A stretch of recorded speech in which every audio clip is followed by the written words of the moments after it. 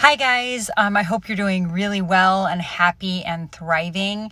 I'm sorry it's been a while. I took some time off to do some intensive therapy and some radical self-care. I did a lot of travel and climbing and started training for a triathlon, and I did a half Ironman last weekend, which was really cool.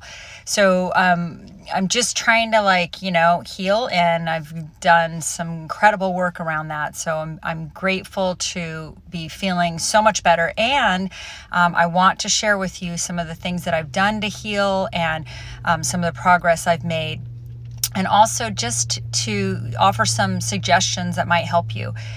So one thing I think is really tricky when you're in a narcissistic relationship, or once you get out, is being stuck in the fantasy.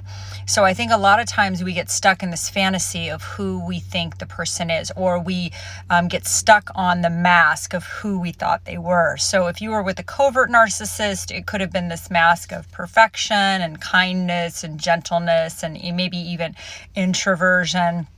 And you just thought you were with somebody who was so kind, and that may be the mask they presented. Or if you were with more of an overt narcissist, it could have been very charming and charismatic and outgoing and lovable. It totally depends upon what type you were with, but you might have bought into that mask, especially the one they presented to the public, right?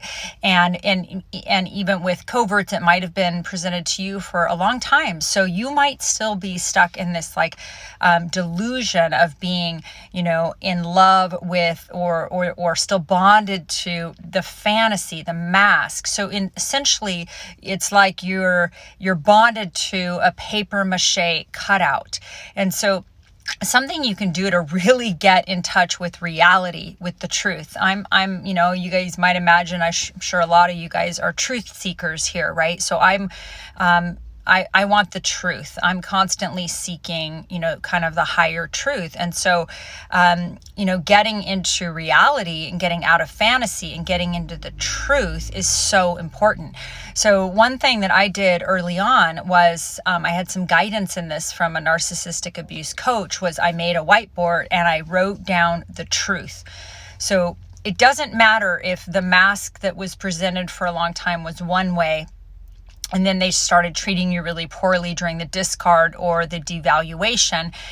Focus on the facts, the truth. So the truth is, in my case, there was cheating, there was pathological lying, there was cruelty, there was dismissiveness, there was silent treatment, stonewalling, refusal to take any personal responsibility, 10 years with never an apology. There was no introspection provided, no personal accountability or responsibility, no apology, no making amends. So write down the truth of what they did. Did they cheat on you? Did they lie to you? Did they gaslight you? Did they make you question your own reality? Did they tell you that your perception was wrong, even though your intuition was telling you the truth? Did they lie about their affairs? Did they did they have a secret hidden pornography addiction? Did they have a hidden addiction? Were they addicted to alcohol? Whatever the truth is, in how they behaved, how they treated you, whether it was during the devaluation or the discard, get away from the fantasy of the love bombing. The love bombing was fake. These are not truth seekers. These are not real people. These are, this is a paper mache cardboard cutout that you bonded with, but unfortunately the bond was not reciprocal. And that's not personal. That lack of reciprocity with the bonding, it has nothing to do with you. These people they came from families, or they had something happen to them, or they have an incapacity. They're not capable of bonding. And you'll see that because they often discard their children or their stepchildren or their friends. Anyone who challenges their mask of perfection is likely going to be discarded. So the bonding isn't just that they couldn't bond with you. If you look at their relationships, they don't have real bonding. They don't have real connection, not lifelong friendships that are emotionally intimate. They might have lifelong friendships that are very, very shallow and surface, and that they don't really see them very often. That might occasionally be the case, but you'll notice these people discard. They discard high school friends, they discard college friends, they discard work friends, they discard spouses, they discard girlfriends, they discard boyfriends, they discard children. These people are, as soon as they're bored with the object, then they move on to the next object, because they objectify people on a very profound level, much like a really crazy level. They treat people as if they're appliances, they're a washing machine, they're a Maytag, they're food. People are just supply to them. So people are there to provide them with validation and unconditional positive regard. And no human being is capable of providing unconditional positive regard all the time, because that would not be an authentic relationship. That would not be an honest, true relationship. That's fake, right? So get out of the fantasy, get into reality, and start, the love bombing. Again, that was short. It was short-lived. It was fake. Yes, they said all the things that you should be feeling about yourself anyway, the things that you should be telling yourself. They were able to hone in on that and fill that love cup up sort of temporarily, but it was poison that they put in your cup. So notice the truth. The truth is, were they verbally abusive? Were they psychologically abusive? Were they emotionally abusive? Were they physically abusive? Did they cheat on you? Did they lie to you? Did they gaslight you? Did they smear you? Did they drag you through the court system? Did they lie? Were they fraudulent? Did they take all the money? Did they try to fight for custody of the kids, even though they don't even love or care about the kids? Like, what did they do in reality? What were their actions? Focus on that, make a list, and get out of the fantasy. The fantasy, love bombing, that is all a bunch of malarkey, and get into reality. So I feel like a lot of what we can do to really help ourselves step into the truth, because I think if you're on these videos, most likely you are a truth seeker. You are interested in higher truths.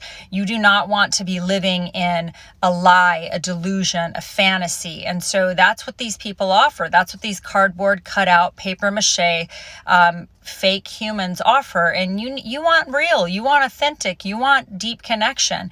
So get out of fantasy and into reality. And the more reality testing that you do, the more reality training that you do, the more you're going to come to terms with the idea that they're never going to change. You're never going to get closure from them. You're never going to get an honest explanation. They're not capable of honesty. They're not capable of integrity. These people have very low levels of integrity.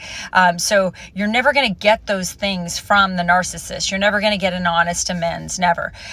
So provide it for yourself, and forgive yourself for being duped. It wasn't your fault. You didn't know. You probably had no idea about narcissism. The more you learn, the more you're like, oh yeah, there's a certain percentage of people, and they're, I think, a pretty small percentage, that are pathologically disordered in this way. They're not the norm. There's a lot of people out there that are authentic, that are capable of taking personal responsibility, that are capable of apologizing with genuine authenticity. They're people that own their part and that are willing to work on relationships, and that are willing to try to do what they can for reparation and repair. And when they say they're going to do something, they do it. Their actions match their words. There are people that live in integrity, or try, and none of us do it perfectly, obviously, but there are people that value integrity, that actually have that as a core value. So these narcissists that don't have any of those values, they don't have a moral compass, they don't have any core values, they're flip-floppers, they're wishy-washy, they mirror whoever they're with, they're fake paper mache weirdos. So, they're pathological, and you don't need to, fantasize or stay in some sort of fantasy about their depth and level of pathology.